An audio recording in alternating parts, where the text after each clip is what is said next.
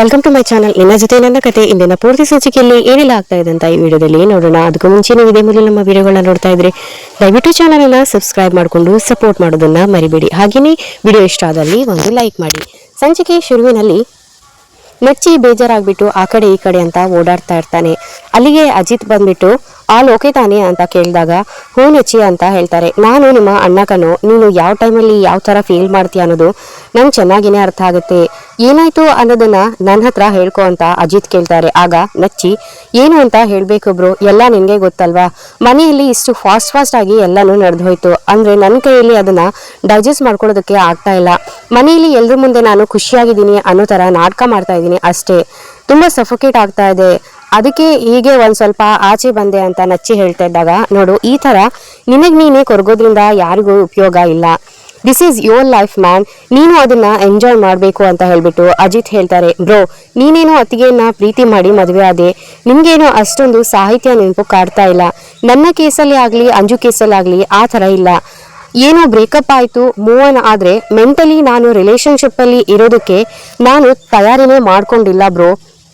ಹೀಗಿರುವಾಗ ನಾನು ಅಂಜಿಗೆ ಒಬ್ಬ ಒಳ್ಳೆ ಗಂಡ ಆಗ್ತೀನ ಅಂತ ನಚ್ಚಿ ಹೇಳಿದಾಗ, ಖಂಡಿತ ಆಗ್ತೀಯಾ ಅಂತ ಹೇಳ್ಬಿಟ್ಟು ದೇವ್ಯಾನಿ ಅಲ್ಲಿಗೆ ಬರ್ತಾರೆ.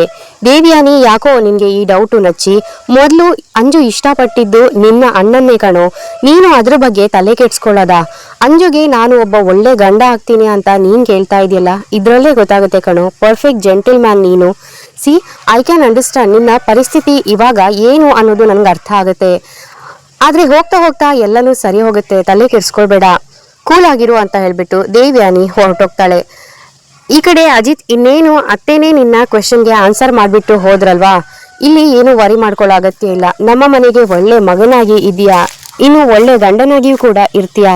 ಲೈಫಲ್ಲಿ ಏನೇ ಬಂದ್ರೂ ಕೂಡ ನಾನು ನಿನ್ ಜೊತೆಯಾಗಿರ್ತೀನಿ ಅಂತ ಹೇಳ್ಬಿಟ್ಟು ಅಜಿತ್ ನಚ್ಚಿಗೆ ಸಮಾಧಾನ ಮಾಡ್ತಾ ಇರ್ತಾರೆ. ಈ ಕಡೆ ನಚ್ಚಿ, ಮಿಸ್ಟರ್ ಆಫೀಸರ್, ನನ್ನ ಕತೆ ಕೇಳ್ದಾಯ್ತು, ನಿಮ್ಮ ಕಥೆಗೆ ಬರೋಣ ಅಂತ ನಚ್ಚಿ ಕೇಳಿದಾಗ, ನನ್ನ ಕಥೆನಾ? I am totally fine man, ಏನು ಕಥೆ ಇಲ್ಲ ಗುರು ಅಂತ ಹೇಳಿದಾಗ, ಗುರುವೇ ನಿನ್ನ ತಮ್ಮ, ನಿನ್ನ ಮನ್ಸಲ್ಲಿರೋ ನೋವು ನನಗೆ ಕೂಡ ಗೊತ್ತಾಗುತ್ತೆ, ಏನ್ ಮ್ಯಾಟರು ಅಂತ ನಚ್ಚಿ ಕೇಳಿದಾಗ, ಬಲೇ ಇದೆಯಾ ನೀನು ಅಂತ ಅಜಿತ್ ಹೇಳ್ತಾರೆ. ನಿನ್ ತಮ್ಮ ಅಲ್ವಾ, ಇಷ್ಟು ಇಲ್ದೇ ಇರಕ್ಕಾಗತ್ತಾ ಅಂತ ನಚ್ಚಿ ಹೇಳಿದಾಗ, ಅಜಿತ್ ಏನು ಇಲ್ಲ ಕಣೋ, ಎದ್ದಿದ ತಕ್ಷಣ ಭೂಮಿ ಮುಖ ನೋಡಿ ಅಭ್ಯಾಸ ಆಗೋಗಿದೆ ಅಲ್ವಾ, ಇವಾಗ ಭೂಮಿ ಶಾರದಾ ಅತ್ತೆನ ನೋಡ್ಕೊಳ್ತಾ ಇದ್ದಾರಲ್ವಾ, ಭೂಮಿಯನ್ನ ನನ್ನ ರೂಮಿಗೆ ಬಾ ಅಂತ ಕರೆಯೋದಕ್ಕೂ ಆಗೋದಿಲ್ಲ, ನನ್ಗೆ ಯಾಕೋ ನಿದ್ದೆನೂ ಬರ್ತಾ ಇಲ್ಲ, ಅದಕ್ಕೆ ಸುಮ್ಮನೆ ಆಚೆ ಓಡಾಡೋಣ ಅಂತ ಬಂದೆ ಅಷ್ಟೇ ಅಂತ ಹೇಳ್ತಾ ಇದ್ದಾಗ, ಇದು ಸಮಸ್ಯೆ ಆದ್ರೆ ಅತ್ತಿಗೆ ಪಾಯಿಂಟ್ ಆಫ್ ವ್ಯೂ ಕಡೆಯಿಂದ ನೋಡಿದ್ರೆ ಅವ್ರು ಮಾಡ್ತಾ ಇರೋದು ಸರಿಯಾಗಿನೇ ಇದೆ, ಆದ್ರೆ ನಿನ್ ನೋವಿನ ಪರ್ಸ್ಪೆಕ್ಟಿವ್ ಕೂಡ ಕರೆಕ್ಟ್ ಆಗಿ ಇದೆ. ಅಂದ್ರೆ ನೀನು ಅತ್ತಿಗೆನ ತುಂಬಾನೇ ಮಿಸ್ ಮಾಡ್ಕೊಳ್ತಾ ಇದೀಯಾ. ಹಾಗಾದ್ರೆ ಒಂದು ಕೆಲಸ ಮಾಡು, ಇನ್ನೇನು ಎಲ್ರು ಊಟ ಮಾಡ್ತೀವಲ್ವಾ, ನೀನು ನಮ್ಮ ಮದರ್ ಇಂಡಿಯಾ ಹತ್ರ ಹೋಗ್ಬಿಟ್ಟು ಶಾರದಾ ಅತ್ತೆ ಸಿಕ್ಕಿರೋ ಖುಷಿಯಲ್ಲಿ ನಾನು ಭೂಮಿನ ಕರ್ಕೊಂಡು ಸೆಕೆಂಡ್ ಶೋ ಪಿಕ್ಚರ್ಗೆ ಹೋಗ್ಬರ್ತೀನಿ ಅಂತ ಹೇಳು ಅಂತ ಹೇಳ್ತಾ ಇದ್ದಾಗ, ಅಲ್ವೋ ಈ ಸೆಕೆಂಡ್ ಶೋ ಅಂದ್ರೆ ಏನು ನನ್ಗೆ ಅರ್ಥ ಆಗ್ತಾ ಇಲ್ಲ ಅಂತ ಅಜಿತ್ ಹೇಳಿದಾಗ, ಆಯ್ತಾಯ್ತು ಟೆನ್ಷನ್ ಮಾಡ್ಕೋಬೇಡ, ಸಿಂಪಲ್ ಆಗಿ ಅತ್ತಿಗೆನೆ ಮದರ್ ಇಂಡಿಯಾ ಹತ್ರ ಹೋಗಿ ನಾನು ಸಾಹೇಬ್ರು ಪಿಕ್ಚರ್ಗೆ ಹೋಗ್ತೀವಿ ಅಂತ ಹೇಳಿದ್ರೆ ಮದರ್ ಇಂಡಿಯಾ ನೋ ಅಂತ ಹೇಳೋ ಚಾನ್ಸೇ ಇಲ್ಲ. ನೀನು ಮತ್ತೆ ಅತ್ತಿಗೆ ಸೆಕೆಂಡ್ ಶೋ ಪಿಕ್ಚರ್ಗೆ ಹೋಗಿದ್ದೀರಾ, ಬರ್ಬೇಕಾದ್ರೆ ಲೇಟ್ ಆಗುತ್ತೆ, ಆಗ ಅತ್ತಿಗೆಗೆ ನಿದ್ದೆ ಬಂದೋಗಿರುತ್ತೆ. ಈ ತರ ಇನ್ನು ನೀನು ಮನೆಗೆ ಬಂದ್ಮೇಲೆ ನಿನ್ನ ಟ್ಯಾಲೆಂಟ್ ಅನ್ನ ಉಪಯೋಗಿಸು, ಅತ್ತಿಗೆನ ನಿನ್ ರೂಮಲ್ಲೇ ಉಳ್ಕೊಳ್ಳೋ ತರ ಏನಾದ್ರೂ ಮಾಡು, ಅದು ಜವಾಬ್ದಾರಿ ನಿಂದು ಅಂತ ನಚ್ಚಿ ಹೇಳ್ತಾ ಇದ್ದಾಗ, ನಚ್ಚಿ ಐಡಿಯಾ ಮಾತ್ರ ಸಖತ್ತಾಗಿದೆ, ಏನು ಡಾಕ್ಟರಾ ಅಥವಾ ಇಂಜಿನಿಯರೋ ನೀನು ಅಂತ ಗೊತ್ತಾಗ್ತಿಲ್ವಲ್ಲೋ, ಪ್ಲಾನ್ ಮಾತ್ರ ನೆಕ್ಸ್ಟ್ ಲೆವೆಲ್ ಪ್ಲಾನ್ ಅಲ್ಲಿ ಇದೆ. ಆದ್ರೆ ಒಂದು ಕರೆಕ್ಷನ್, ನಾವು ಸಿನಿಮಾನ ನೋಡೋದಕ್ಕೆ ಹೊರಗಡೆ ಹೋಗ್ತಾ ಇಲ್ಲ, ಮನೆಯಲ್ಲೇ ಪ್ರಾಜೆಕ್ಟರ್ ಹಾಕಿ ಸಿನಿಮಾನ ನೋಡೋ ಪ್ಲಾನ್ ಅನ್ನ ಹೇಳ್ತಾನೆ ಅಜಿತ್. ಇದನ್ನ ಕೇಳ್ಬಿಟ್ಟು ಡನ್ ಅಂತ ನಚ್ಚಿ ಹೇಳ್ತಾರೆ. ಅಜಿತ್, ನಾನು ಸತ್ಯಾಗಿ ಫೋನ್ ಮಾಡ್ಬಿಟ್ಟು ಈ ಒಂದು ಪ್ಲಾನ್ ಅಲ್ಲಿ ಅವರಿಗೂ ನೀನು ಹೆಲ್ಪ್ ಮಾಡೋದಕ್ಕೆ ಹೇಳ್ತೀನಿ ಅಂತ ಅಜಿತ್ ಹೇಳ್ತಾರೆ. ಇದೆಲ್ಲ ಆದ್ಮೇಲೆ ಮನೆಯವರೆಲ್ಲರೂ ಊಟಕ್ಕಂತ ಕೂತಿರ್ತಾರೆ. ರಾಮನಾರಾಯಣ ಅವರು, ಈ ಒಬ್ಬಟ್ಟಿನ ಜೊತೆ ತುಪ್ಪ ಪರ್ಫೆಕ್ಟ್ ಅಲ್ವೇನೋ ಶ್ರವಣ್ ಅಂತ ಹೇಳ್ಬಿಟ್ಟು ಕೇಳಿದಾಗ, ಬಾಬಾ ತುಪ್ಪದ ಜೊತೆ ಹಾಲು ಕೂಡ ಇದ್ರೆ ಇನ್ನೂ ಪರ್ಫೆಕ್ಟ್ ಆಗಿರುತ್ತೆ, ಮತ್ತು ಹಾಗೇನೆ ತಿಂದು ಅಭ್ಯಾಸ ನನ್ಗೆ ಅಂತ ಹೇಳಿ ಶ್ರವಣ್ ಹೇಳ್ತಾರೆ. ಆಗ ಎಲ್ರು ಕೂಡ ಊಟ ಮಾಡ್ತಾ ಇದ್ದಾಗ ಶಾರದಾ ಮಾತ್ರ ತುಂಬಾನೇ ಡಲ್ ಆಗಿ ಕೂತಿರ್ತಾರೆ.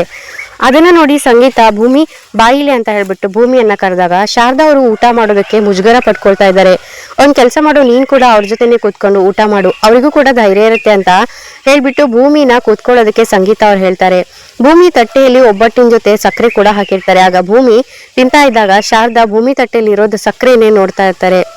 ಈ ಕಡೆ ಸಂಗೀತ ಮತ್ತೆ ಮನೆಯವ್ರು ಎಲ್ಲರೂ ಅದನ್ನ ಗಮನಿಸ್ಬಿಟ್ಟು ಅಯ್ಯೋ ದೇವ್ರಿ, ಶಾರದಾ ಒಬ್ಬಟ್ಟಿಗೆ ಸಕ್ಕರೆನ ಹಾಕೊಂಡು ತಿಂತಾಳೆ ಅನ್ನೋದನ್ನೇ ನಾನು ಮರ್ತೋಗ್ಬಿಟ್ಟಿದೆ.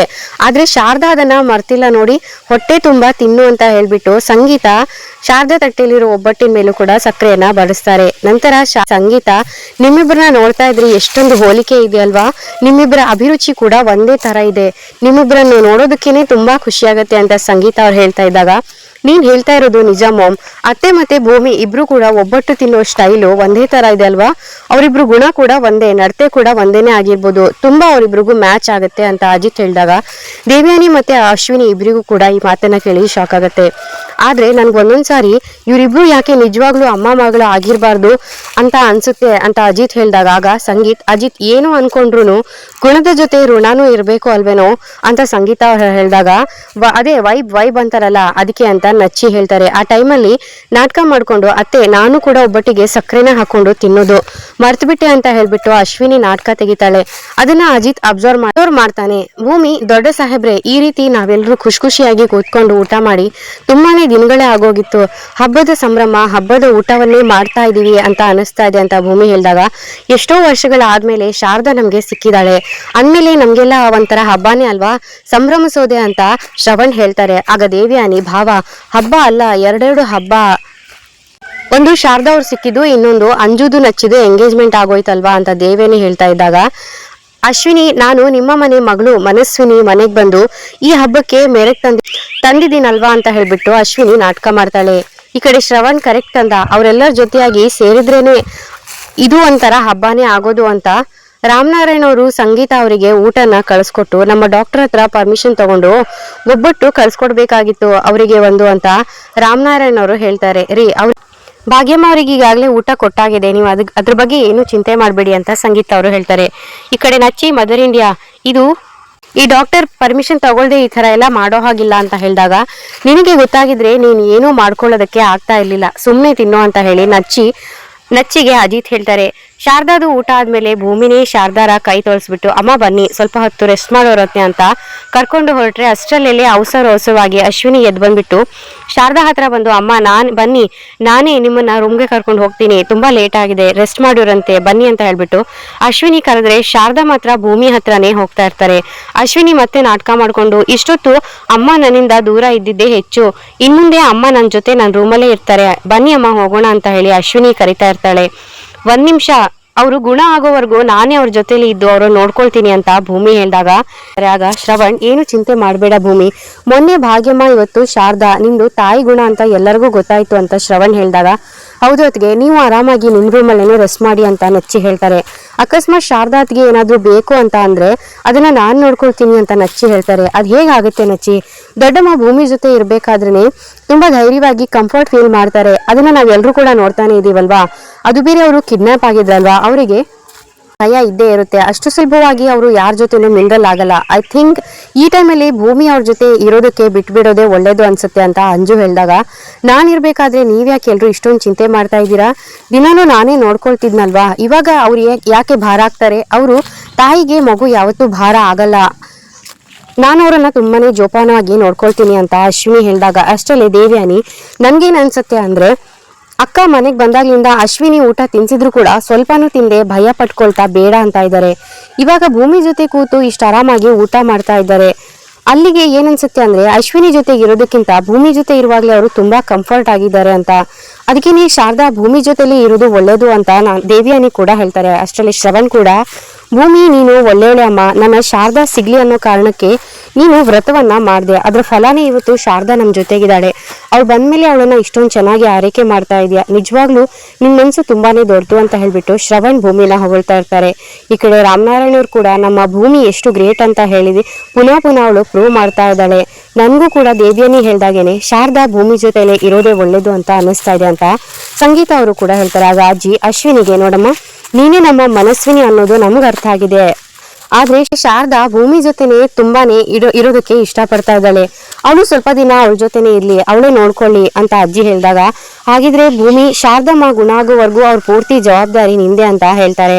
ಆಗ ಒಂದು ಥಾಟ್ ಬಂತು, ಶಾರದಾ ಅತ್ತೆ ಮನೆಗೆ ಬಂದಿದ್ದು ನಮ್ಮೆಲ್ಲರಿಗೂ ಕೂಡ ಖುಷಿಯಾಗಿದೆ, ಆ ಖುಷಿಯನ್ನ ದುಪ್ಪಟ್ಟು ಮಾಡೋದಕ್ಕೆ ನನ್ನ ಹತ್ರ ಒಂದು ಐಡಿಯಾ ಇದೆ ಅಂತ ಅಜಿತ್ ಹೇಳಿದ್ರೆ, ಮನೆಯವರೆಲ್ಲ ಏನದು ಅಂತ ಕೇಳ್ತಾರೆ. ಆಗ ಅಜಿತ್, ಎಲ್ಲರೂ ಸೇರ್ಕೊಂಡು ಒಂದು ಅದ್ಭುತವಾದ ಕನ್ನಡ ಸಿನಿಮಾವನ್ನ ನೋಡೋಣವಾ ಅಂತ ಹೇಳಿದಾಗ ಅಷ್ಟೊತ್ತಲ್ಲೇ ಮಂಡ್ಯದಲ್ಲಿ ಯಾವ ಥಿಯೇಟರ್ ಓಪನ್ ಇರುತ್ತೋ ಇಷ್ಟೊತ್ತಲ್ಲಿ ಅಂತ ಶ್ರವಣ್ ಅವರು ಕೇಳ್ತಾರೆ. ಆಗ ಅಜಿತ್ ಇಷ್ಟೊತ್ತಲ್ಲಿ ಮಂಡ್ಯದಲ್ಲಿ ಯಾವ ಥಿಯೇಟರ್ ಕೂಡ ಓಪನ್ ಇರಲ್ಲ, ಆದ್ರೆ ನಮ್ಮ ಮನೇಲಿ ಈಗ ಥಿಯೇಟರ್ ಓಪನ್ ಆಗುತ್ತೆ, ಯಾವ ಥಿಯೇಟರ್ ಅಂತ ಯೋಚನೆ ಮಾಡ್ತಾ ಇದ್ದೀರಾ? ದೇವರ ಸನ್ನಿಧಿ 10th ಹೌಸ್ ಅಂತ ಅಜಿತ್ ಹೇಳ್ತಾರೆ. ಮನೆಯವರೆಲ್ಲರೂ ಕೂಡ ಖುಷಿ ಪಡ್ತಾರೆ. ಆಗ ಇದಾದ್ಮೇಲೆ ಸತ್ಯ, ಅಜಿತ್ ಮತ್ತೆ ನಚ್ಚಿ 3 ಜನ ಸೇರ್ಕೊಂಡು ಥಿಯೇಟರ್ ಎಕ್ಸ್ಪೀರಿಯನ್ಸ್ ಮಾಡೋದಕ್ಕೆ ಅಂತ ಹೇಳ್ಬಿಟ್ಟು ಅಲ್ಲಿ ಪ್ರಾಜೆಕ್ಟರ್ ಮತ್ತೆ ಸ್ಕ್ರೀನ್ ಎಲ್ಲ ರೆಡಿ ಮಾಡ್ತಾ ಇರ್ತಾರೆ. ಈ ಕಡೆ ಸತ್ಯನ, ನಾನು ಇವನ್ಗೆ ಹೇಳ್ದೆ ಅತ್ತೆಯನ್ನ ಕರ್ಕೊಂಡು ಆರಾಮಾಗಿ ಸೆಕೆಂಡ್ ಶೋ ಪಿಕ್ಚರ್ಗೆ ಹೋಗು ಅಂತ ಹೇಳಿದ್ರೆ ಪ್ರಾಜೆಕ್ಟರ್ನೇ ಸೆಟ್ ಮಾಡಿಸ್ಬಿಟ್ಟ ಇಡೀ ಫ್ಯಾಮಿಲಿಗೆ ಪಿಕ್ಚರ್ ತೋರಿಸ್ಬೇಕು ಅಂತ ನಚ್ಚಿ ಹೇಳ್ತಾ ಇದ್ದಾಗ, ಅಲ್ಲ ನಚ್ಚಿ, ನೀನ್ ಬರೀ ನಿಮ್ಮ ಅಣ್ಣನ ಬಗ್ಗೆ ಯೋಚನೆ ಮಾಡ್ತೀಯಾ, ಆದ್ರೆ ನಮ್ಮ ಅಜಿತ್ ಪಕ್ಕ ಸಂಸಾರಸ್ಥಗಣೋ, ಅವನಿಗೆ ಕುಟುಂಬದ ಮೇಲೆ ತುಂಬಾನೇ ಪ್ರೀತಿ ಇದೆ, ಒಳ್ಳೇದಾಗ್ಲಿ ಎಲ್ಲರಿಗೂ ಅಂತಾನೆ ಅವನು ಬಯಸ್ತಾನೆ ಅಂತ ಸತ್ಯಣ್ಣ ಅಜಿತ್ ಗುಣಗಾನ ಮಾಡ್ತಾ ಇರ್ತಾರೆ. ನೀವು ಬಿಡಿ ಸತ್ಯಣ್ಣ, ಯಾವಾಗ್ಲೂ ನಮ್ಮ ಅಣ್ಣನ ಗುಣಗಾನ ಮಾಡ್ತಾನೆ ಇರ್ತೀರಾ ಅಂತ ನಚ್ಚಿ ಹೇಳ್ತಾರೆ.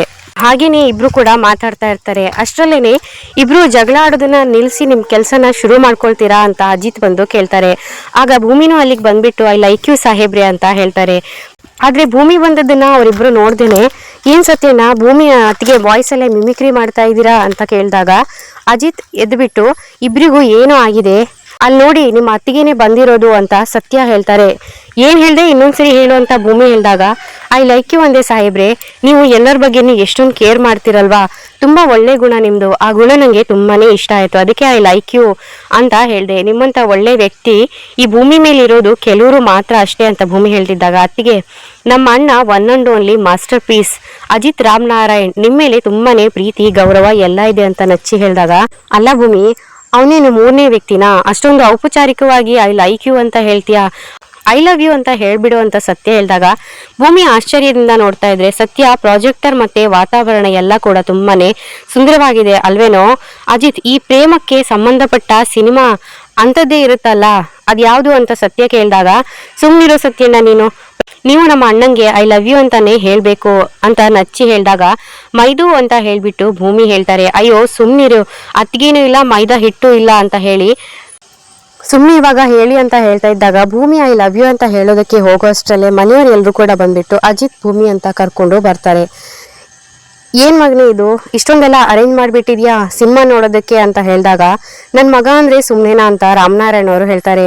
ಅಜ್ಜಿ ಇದ್ಯಾಕಪ್ಪ ಅಜಿತ, ಯಾಕೋ ಒಂಥರ ಇದ್ಯಾ, ಭೂಮಿ ಪಾಪ್ಕಾರ್ನ್ ಮಾಡಿದ್ದಾಳಂತೆ ಮನೇಲೇನೆ, ತುಂಬಾ ಟೇಸ್ಟಿ ಆಗಿದೆ ಸಾಹೇಬ್ರೆ, ನೀವು ತಿನ್ಬೇಕು ಅಂತ ಹೇಳ್ತಾ ಇದ್ಲು ಅಂತ ಹೇಳ್ತಾ ಇದ್ದಾಗ ಅಜಿತ್ ಹ್ಞೂ ಅಂತ ಹೇಳ್ಬಿಟ್ಟು ಮ್ಯಾನೇಜ್ ಮಾಡ್ತಾನೆ. ಈ ಕಡೆ ಅಜ್ಜಿ, ಓ ಸುಳ್ಳು ಅಜ್ಜಿ, ಬರೀ ಇವ್ನು ಹೇಳ್ತಾ ಇರೋದೆಲ್ಲ ಬರೀ ಸುಳ್ಳು, ಅತ್ತಿಗೆ ಅಣ್ಣಂಗೆ ಐ ಲವ್ ಯು ಅಂತ ಹೇಳೋದಕ್ಕೆ ಹೋಗಿದ್ರು, ನೀವೆಲ್ಲರೂ ಬಂದು ಅವರಿಗೆ ಡಿಸ್ಟರ್ಬ್ ಮಾಡಿಬಿಟ್ರಿ, ಇವಾಗ ಅಣ್ಣಂಗೆ ಐ ಲವ್ ಯು ಅಂತ ಅತ್ತಿಗೆ ಹೇಳ್ತಾರೆ, ಹೇಳಿ ಅಂತ ನಚ್ಚಿ ಭೂಮಿಯನ್ನ ಅಜಿತ್ ಮುಂದೆ ತಳ್ತಾನೆ.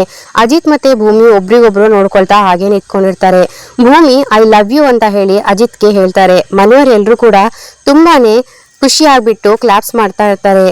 ನಂತರಲ್ಲೇನೆ ಭೂಮಿ, ಸಾಹೇಬ್ರೆ ನಾನು ಹೋಗಿ ಶಾರದಮ್ಮನ್ನು ಕರ್ಕೊಂಡ್ ಬರ್ತೀನಿ ಅಂತ ಹೇಳಿ ನಾಚ್ಕೊಂಡು ಅಲ್ಲಿಂದ ಹೊರಟೋಗ್ತಾರೆ. ಇಲ್ಲಿಗೆ ಸಂಚಿಕೆ ಮುಕ್ತಾಯವಾಗುತ್ತೆ. ಈ ವಿಡಿಯೋ ಇಷ್ಟ ಆದಲ್ಲಿ ವಿಡಿಯೋನ ಲೈಕ್ ಮಾಡೋದನ್ನ ಮರಿಬೇಡಿ. ಹಾಗೇನೆ ನಮ್ಮ ಚಾನಲ್ ಅನ್ನ ಸಬ್ಸ್ಕ್ರೈಬ್ ಮಾಡ್ಕೊಂಡು ದಯವಿಟ್ಟು ಸಪೋರ್ಟ್ ಮಾಡಿ. ಮುಂದಿನ ವಿಡಿಯೋದೊಂದಿಗೆ ಮತ್ತೆ ಸಿಗ್ತೀನಿ. ವಿಡಿಯೋ ನೋಡಿದಕ್ಕಾಗಿ ಧನ್ಯವಾದಗಳು.